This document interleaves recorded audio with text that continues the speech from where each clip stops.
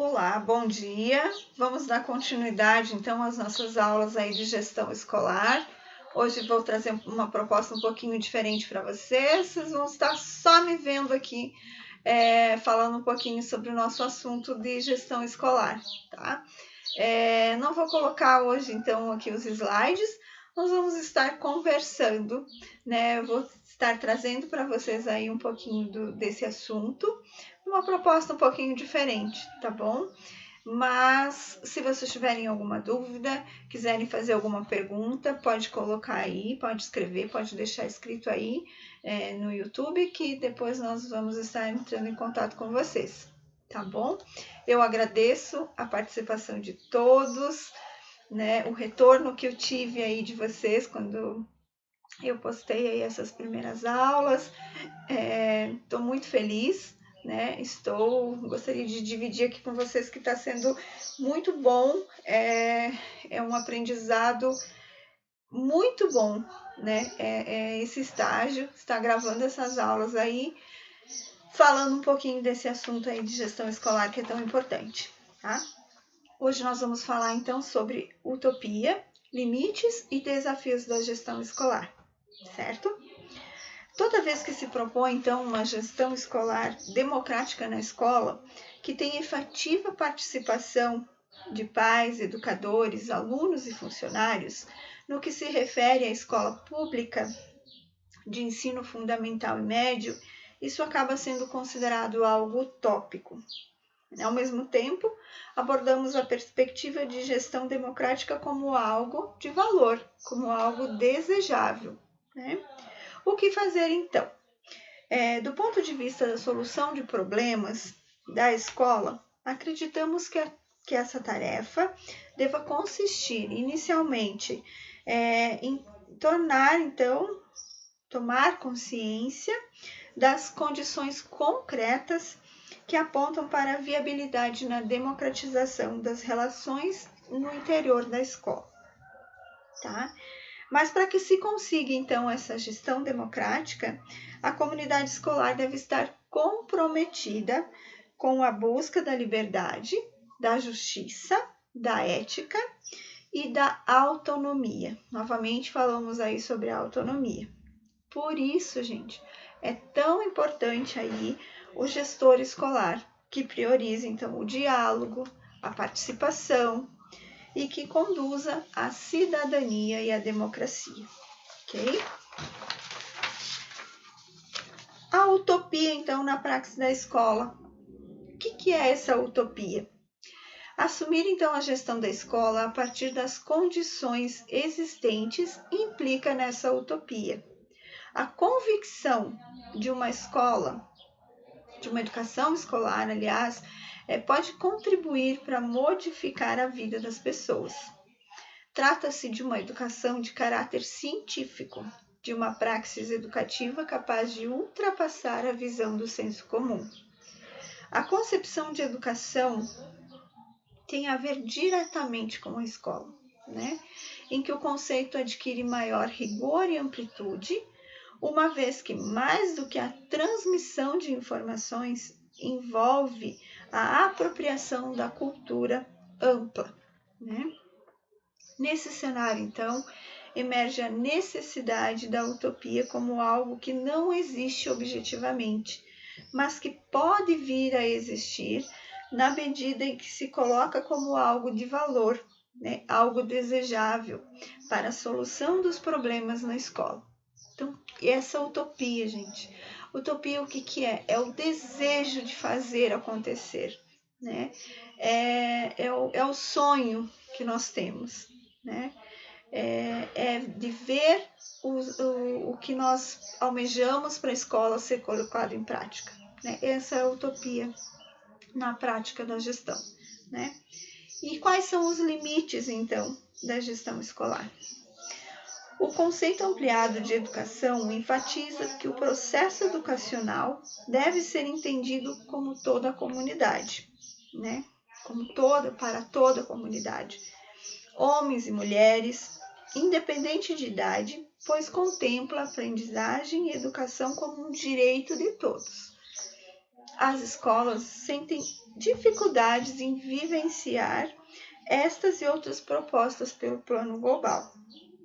O planejamento participativo, apenas como uma forma de organização nas escolas, e a falta de utopia, o desconhecimento de conceitos marcantes da teoria de gestão participativa e outros fatores reforçam a reprodução de formas ultrapassadas da prática educativa, constituindo limites para que a gestão escolar democrática atinja os seus objetivos, né? Por isso, gente, nós já vimos aí os conceitos, né, de gestão democrática participativa, né, a importância dessa gestão, as concepções, né, de gestão. Por isso, nós precisamos entender um pouquinho esse processo, né, na gestão e sobre essas concepções, para que a gente possa entender, né, a real prática, não só como uma forma que aqui diz mesmo, né? Deixa eu voltar aqui para vocês, só para que a gente possa entender. Não só para que a gente possa dizer como se faz, mas sim fazer na prática, tá? Então, é importante esse conhecimento e é por isso que eu estou trazendo esse tema para vocês, para a gente tentar entender um pouquinho mais sobre esse processo aí da gestão escolar, certo? E quais são, então, esses desafios? Nós já vimos a utopia, que é esse desejo de colocar em prática as ações, né? Esse sonho de ver uma qualidade de ensino, os limites, né? Até onde eu posso ir e como fazer, né? E agora, então, esses desafios. Os desafios de gestão para um efeito de entendimento devem estar relacionados nos contextos da política social e econômica, as quais impactam diretamente no mundo do trabalho, no sistema educacional brasileiro e, consequentemente, então, aí na gestão escolar. Entre os desafios colocados à sociedade e à escola está a gestão democrática, que está prevista como princípio na Constituição de 1988, na Lei 9.394, que é a atual Lei de Diretrizes e Bases da Educação Nacional, que a gente acabou de ver aí no finalzinho da nossa outra aula, essa lei. A principal finalidade da educação escolar consiste em formar um novo cidadão com capacidade para ter uma intenção crítica e transformadora na sociedade em que se vive. Então, gente, novamente, parece que eu estou sempre falando a mesma coisa, batendo na mesma tecla, mas é importante nós destacarmos sempre isso, né? Que a principal finalidade da educação, ela consiste em formar um novo cidadão, com capacidade para ter uma inserção crítica e transformadora na sociedade em que se vive, né? Então, vamos de novo falar aí do aluno crítico, do aluno reflexivo, né? De um cidadão que esteja apto, né, para atuar aí na sociedade e também, né, não só na sociedade como um cidadão, mas também no mercado de trabalho, que ele esteja preparado para o mercado de trabalho. Então, são pilares para a construção da autonomia das escolas e para a formação do novo cidadão, a gestão da escola e a instituição de colegiados. A gestão da escola e a construção coletiva de projetos políticos pedagógicos, a gestão da escola e a reflexão permanente no processo de ensino-aprendizagem. Então, nós vamos ver agora um pouquinho sobre a gestão e a instituição de colegiados. O que é essa instituição de colegiados? A gestão colegiada, como forma de articulação entre a ação educativa e a administrativa escolar, como uma possibilidade de superar os processos centralizados e fundamentados em decisões de natureza técnica e burocrática, para incorporar decisões nascidas das articulações e interesses de concepções diferenciadas dos diversos segmentos sociais. Os colegiados são instituídos nas escolas como resultado de discussões e implementações dessa forma de gestão. O colegiado é um órgão coletivo de decisões e de análise dos problemas da escola. É a superação da prática do individualismo e do grupismo. O colegiado representa, por outro lado, uma mudança, tanto nos processos de tomada de decisões administrativas e pedagógicas, como nas formas de relacionamento com a sociedade e com os órgãos superiores da administração educacional. Vamos falar um pouquinho também agora sobre os conselhos escolares. Os conselhos são espaços democráticos, uma vez que possibilitam a participação de pessoas diferentes entre si, mas que trabalham juntas em reuniões específicas para pensar, discutir, avaliar e deliberar sobre os problemas da escola. O conselho escolar é aberto, é um campo de exposição comunitária, é um espaço de todos e, ao mesmo tempo, para todos, pois constitui-se pelo voto e pela voz de representantes da comunidade. É um espaço democrático e suas decisões devem ser aprovadas pela maioria dos membros. As convocações devem ser feitas por editais, cabendo ao diretor entregar a pauta das reuniões com antecedência.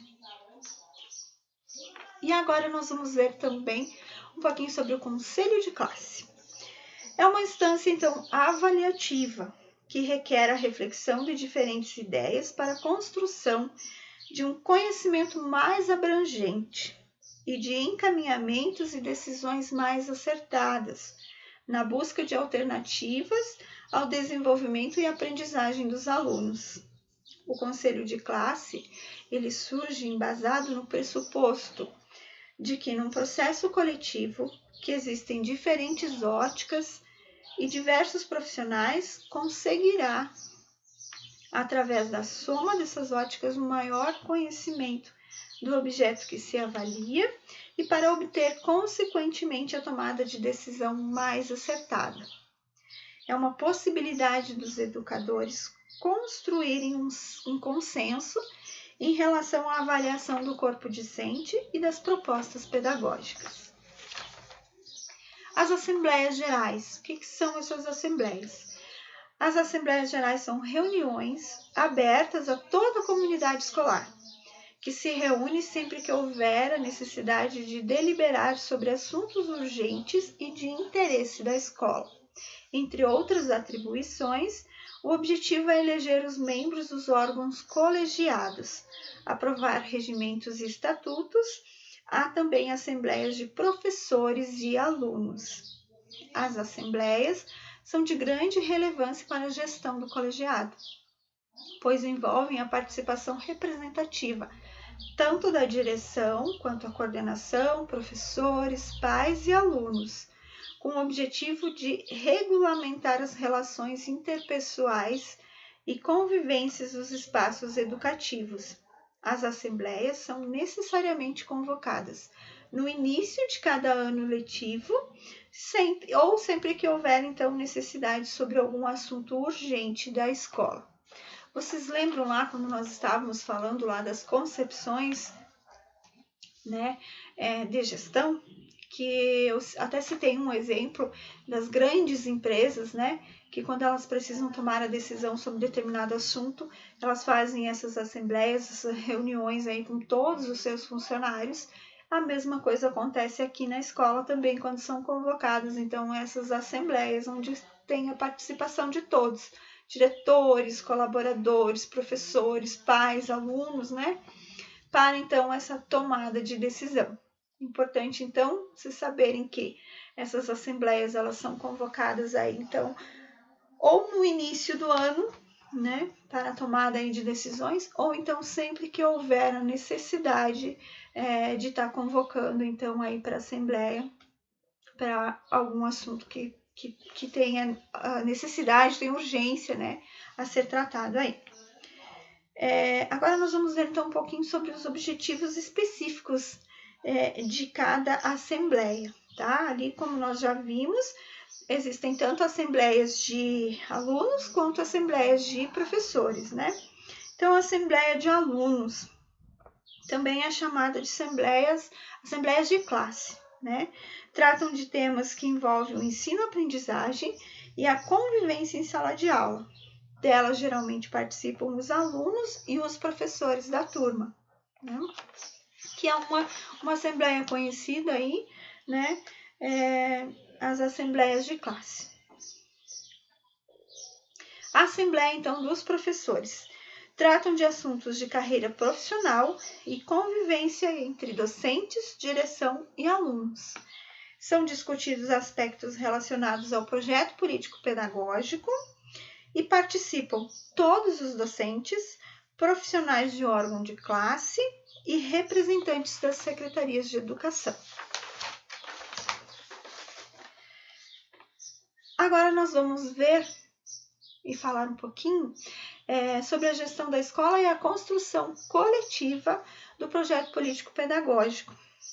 A efetivação da gestão escolar numa perspectiva democrática, ela requer, então, aí o planejamento da organização do trabalho pedagógico, né, que é amplo na ação docente. Essa intencionalidade é sistematizada pela construção do PPP. Essa construção ela é coletiva e se configura num momento histórico em que a democracia, a educação e as diferentes instituições da sociedade vêm sendo questionadas. A organização desse trabalho pedagógico refere-se às práticas educativas que se efetivam na escola, envolvendo não apenas a relação entre professor, aluno e conhecimento de sala de aula, mas as várias mediações e inter-relações educativas. O processo de ensino-aprendizagem adquire materialidade e organização da prática pedagógica, a qual é gestada com base em princípios epistemológicos, didático-metodológicos e sociopolíticos. Esses princípios, se construídos e assumidos coletivamente, funcionam como uma âncora e contribuem para traçar o caminho a ser percorrido na elaboração e execução do projeto político-pedagógico.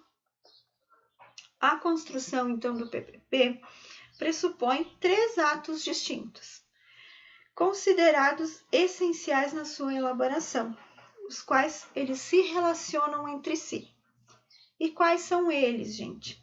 É o ato situacional, o ato conceitual e o ato operacional. Eles deverão ser descritos e contemplando a realidade, a utopia e as metas da escola, expressas nas reflexões e sistematizações do grupo.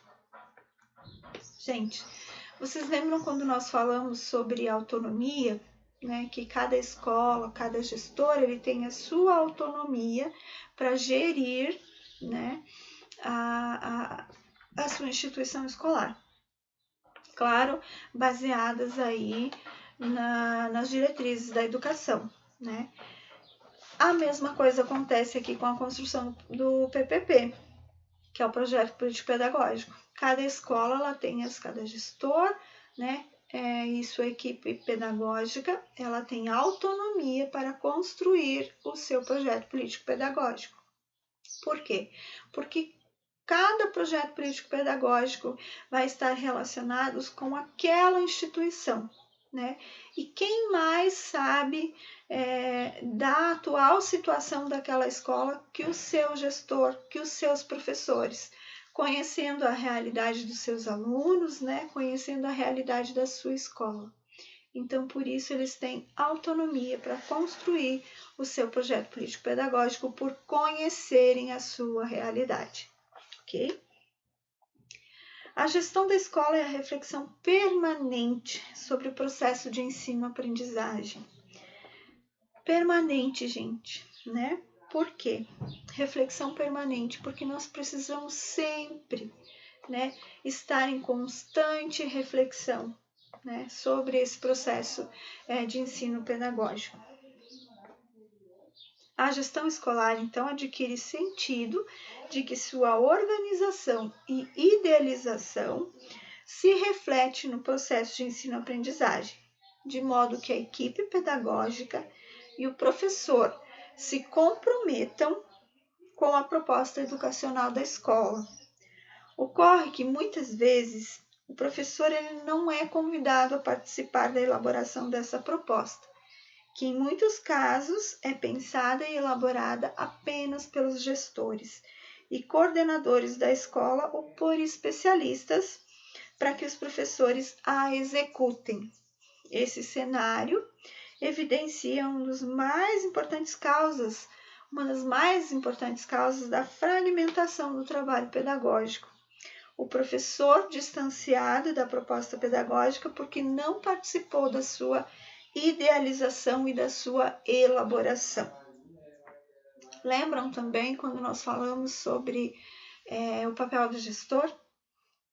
Lembram um pouquinho sobre o papel do gestor, que ele tem que ser aberto ao diálogo, né? Para que todos envolvidos no processo da educação estejam comprometidos com uma educação de qualidade. Assim também acontece na elaboração do projeto político-pedagógico. E por isso é tão importante a participação do professor nessa elaboração.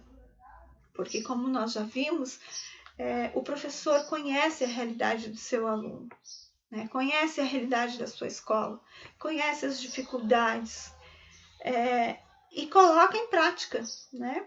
E é o professor que vai colocar em prática as ações e metas que vão constar no projeto político-pedagógico, né? Então, por que não participar da sua elaboração e não só da sua execução, né?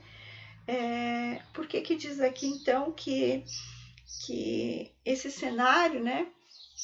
Ou seja, o professor que não participa da construção do projeto político-pedagógico resulta numa fragmentação do trabalho pedagógico, né?